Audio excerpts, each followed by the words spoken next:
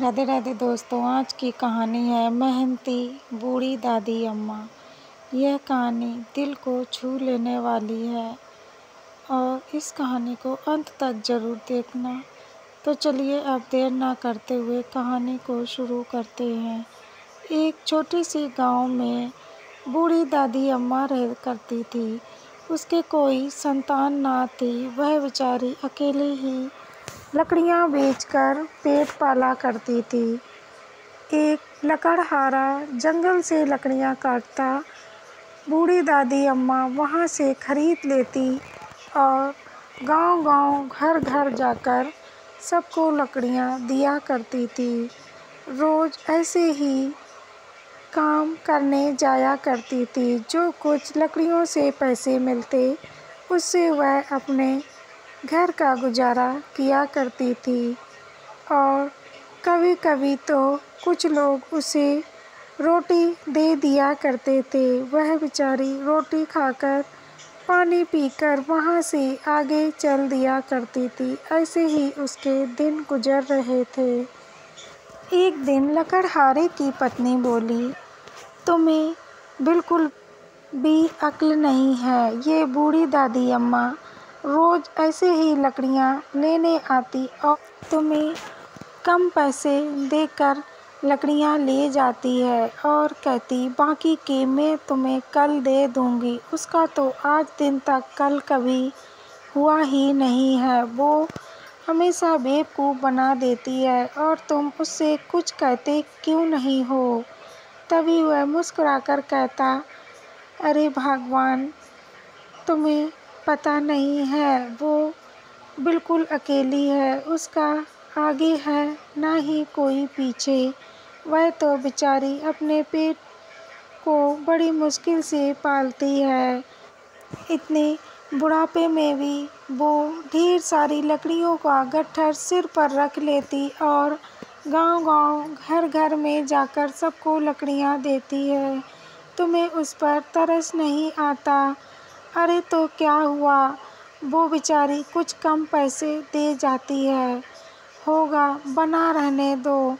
हमें सभी लोग तो पूरे पैसे देते हैं, लेकिन दादी अम्मा ही केवल मुझे पूरे पैसे नहीं देते। तो क्या हुआ, उन पैसों के बिना हम भूखे ना मर जाएंगे। बना रहने दो। वह बेचारी कितनी मेहनत करती है और वह कैसे अपने घर को चला रही है। तभी उसकी पत्नी कहती, तुम अगर इतनी समाज सेवा करोगे तो कल को हमें भूखा ही रहना पड़ेगा। वह मुस्कुराकर कहता है, तुम तो बिल्कुल पागल हो चुकी हो। चलो जाने दो, अब हमें खाना लगा दो। वह खाना परोसती, दोनों लोग खाना खा लेते हैं। ऐसे ही बूढ़ी दादी अम्मा रोज़ लकड़ियाँ लेने आती और कहती, बेटा बाकी के पैसे मैं तुम्हें कल दे जाऊंगा। वह मुस्कुराकर कहता, अरे दादी अम्मा, तुम इतना परेशान क्यों होती हो। मैंने क्या तुमसे कभी रुपए मांगे हैं जो तुम आज हमसे ऐसे कह रही हो। ये तो सारी लकड़ियाँ तुम्हारी ही हैं, जितना जी चाहे उतना उठा लो। फिर वह कहती, बेटा आज तुम मुझे बड़ा वाला गट्ठर दे दो। मुझे गांव में सभी को ज़्यादा लकड़ियाँ देनी हैं। वह कहता, माँ तुम इतना बड़ा गट्ठर सिर पर रख लोगी। फिर वह कहती, हाँ बेटा, क्यों नहीं। मेरे सिर में दर्द तो हो रहा है, लेकिन मैं क्या करूँ। यह पेट चाहे कुछ भी करवाए बेटा।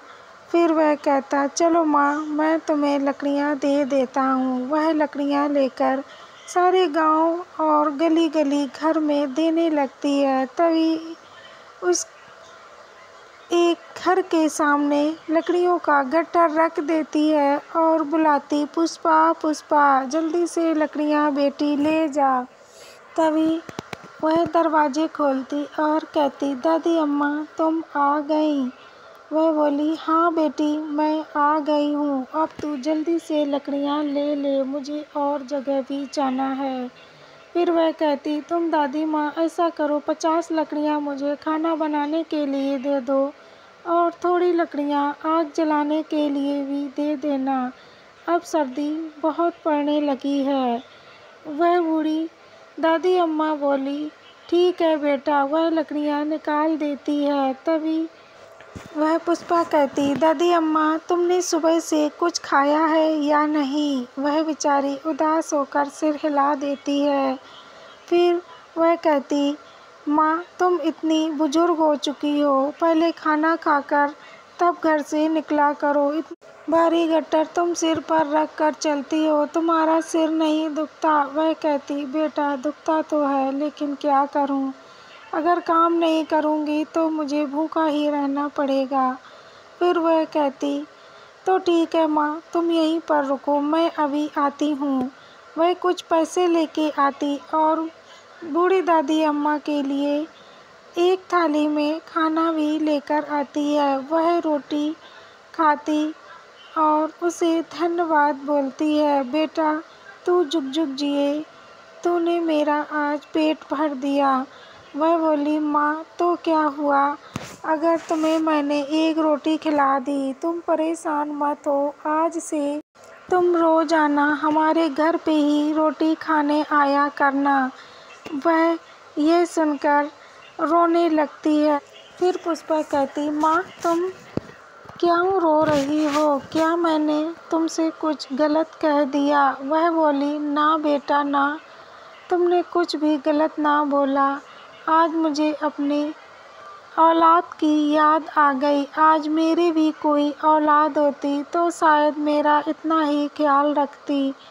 फिर वह पुष्पा बोली, माँ तुम चिंता मत करो, मैं भी तुम्हारी एक औलाद जैसी ही हूँ, परेशान मत हो, आज से खाना मैं तुम्हें खिलाया करूँगी। वह मुस्कुराकर अपने घर के लिए चली जाती है। इधर पर सेठ उसके घर पर लड़के लगवाकर उसकी झोपड़ी तोड़वा देते हैं। वह रोने लगती है और कहती, भैया तुम मेरी झोपड़ी क्यों तोड़ रहे हो?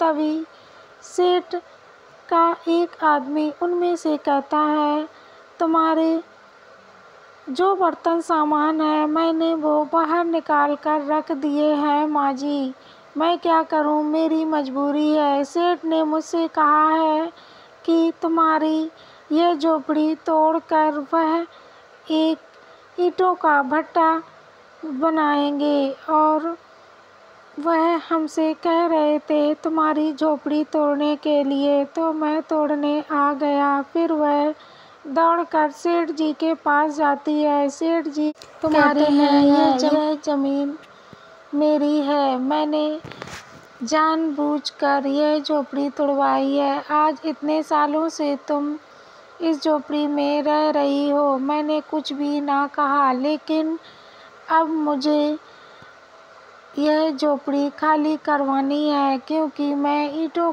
का भट्टा बनवाने जा रहा हूँ, इसीलिए मुझे जगह खाली चाहिए थी। यार नदी भी पास में है, मुझे हर काम में सुविधा अच्छे से मिल जाएगी। वह कहती, भैया ऐसा मत करो, तुम कहीं और जाकर बनवा लो, मैं कहाँ रहूँगी और मेरा तो आगे है ना ही कोई पीछे है, मैं अकेली ही रहती हूँ। जब तक इस धरती पे हूँ तब तक मुझे इसी झोपड़ी में बना रहने दो, मेरे ना रहने के बाद तुम यह झोपड़ी खाली कर लेना। लेकिन सेठ ने उसकी एक बात ना मानी, वह बेचारी रोती बिलखती रही। फिर वह वापस अपनी झोपड़ी के पास आई तो झोपड़ी टूट फूट चुकी थी। वहीं पर बैठकर वह रोने लगी और रोते रोते रात में वहीं पर सो गई। दूसरे दिन भी लकड़हारे ने लकड़ियाँ काट कर रखी। बूढ़ी दादी अम्मा वहाँ पर लकड़ियाँ लेने ना पहुँची। 2-3 दिन हो गए लेकिन वह लकड़ियाँ लेने नहीं गई तो सभी लोग परेशान हो गए।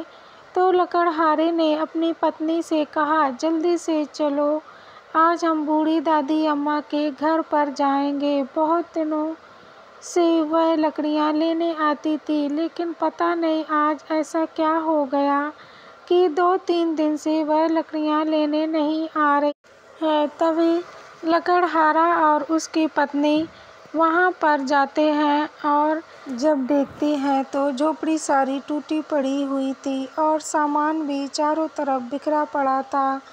ये सब कुछ देखकर वह बूढ़ी दादी अम्मा से पूछने लगती है, माँ जी ये क्या हुआ, तुम्हारी झोपड़ी कैसे टूट गई। बूढ़ी दादी अम्मा रो रो कर पूरी बात को बताती है। तभी लकड़हारे को बहुत गुस्सा आता और कहता, यह सेठ कभी ना सुधरा है और ना सुधरेगा। यह किस किस के घर उजाड़ेगा, इसका पेट ही नहीं भरता। अगर बूढ़ी दादी अम्मा उसकी जगह में रह रही थी तो रहने दे, उसका क्या बिगड़ जाता।